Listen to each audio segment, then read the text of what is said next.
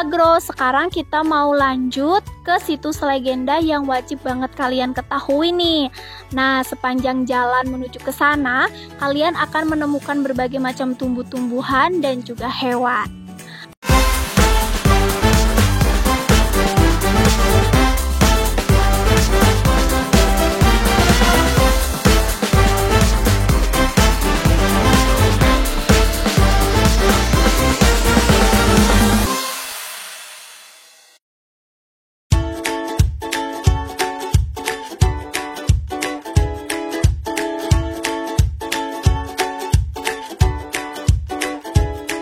Nah, Sobat Agro, ini adalah tepat sekali aku udah ada di situs Batu Kalde.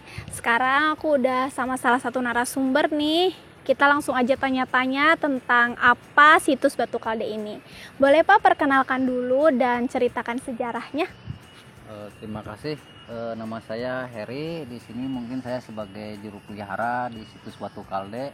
Situs Batu Kalde ini sebetulnya asal usulnya nama Pangandaran dulu. Sejarahnya orang Pangandaran berawal dari sini. Jadi dulunya memang bukan Pangandaran tapi Pananjung.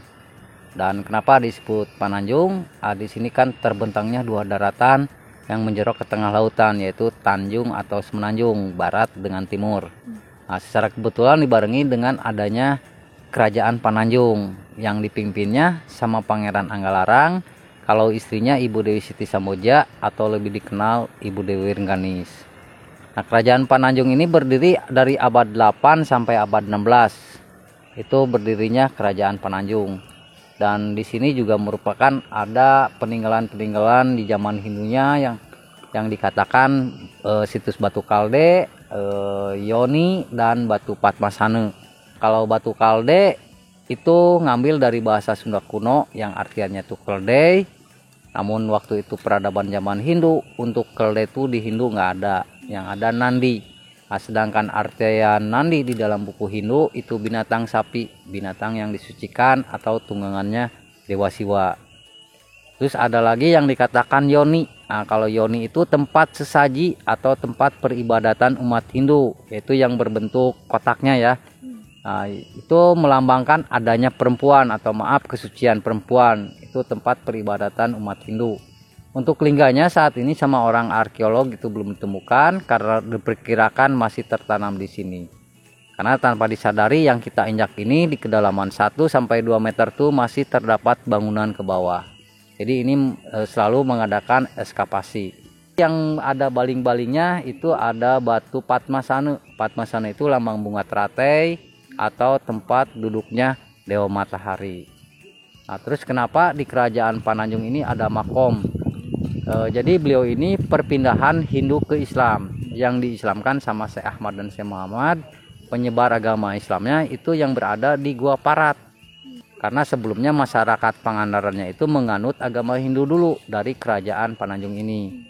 Ini ada makomnya Ki Terong Peot, yang sebelah sana Mbah Nurbaen. Nah, kalau Ki Terong Peot sendiri ini keturunan dari Kerajaan Sumedang Larang, yaitu Daya Luhur. Satu rentetan dengan atau saudaranya dengan Pangeran Jayaperkasa. Terus di belakang saya ini ada reruntuhan candi-candinya. Nah, candi-candi ini atau runtuhnya Kerajaan Pananjung ini dihancurkan sama pasukan Bajo. Bajo itu suku bajak laut yang berasal dari suku Sulawesi bersarang di Nusa Kambangan.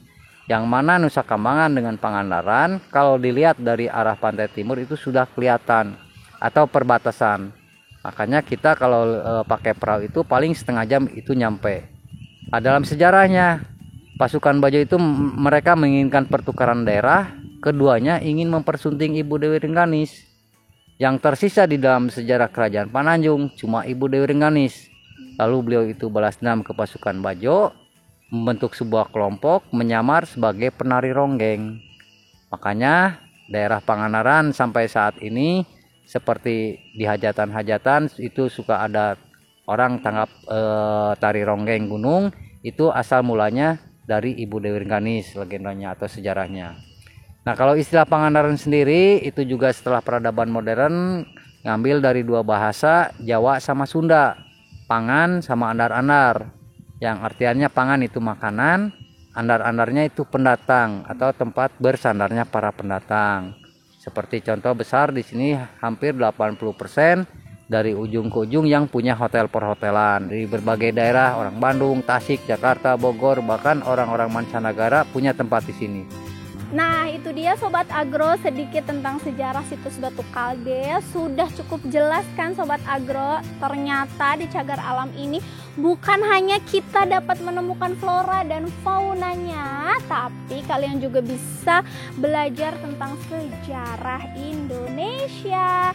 Tak lepas juga kalian bisa menikmati juga matahari dari mulai dia terbit hingga dia terbenam. Seru banget ya.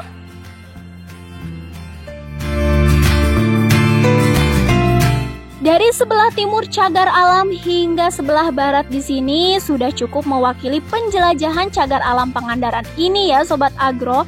Tapi tentu masih banyak lagi tempat yang semestinya dikunjungi seperti Gua Jepang, air mata Rengganis, air terjun atau sering disebut sebagai Curug Pananjung, dan lapangan banteng dengan view yang luar biasa. Tapi maaf ya Sobat Agro, kita ke video next lagi aja deh. Semoga ada waktu ya. Dan semoga perjalanan cagar alam kali ini bisa menambah wawasan Sobat Agro tentang alam. Terima kasih yang sudah menonton. See you next video. Bye Sobat Agro.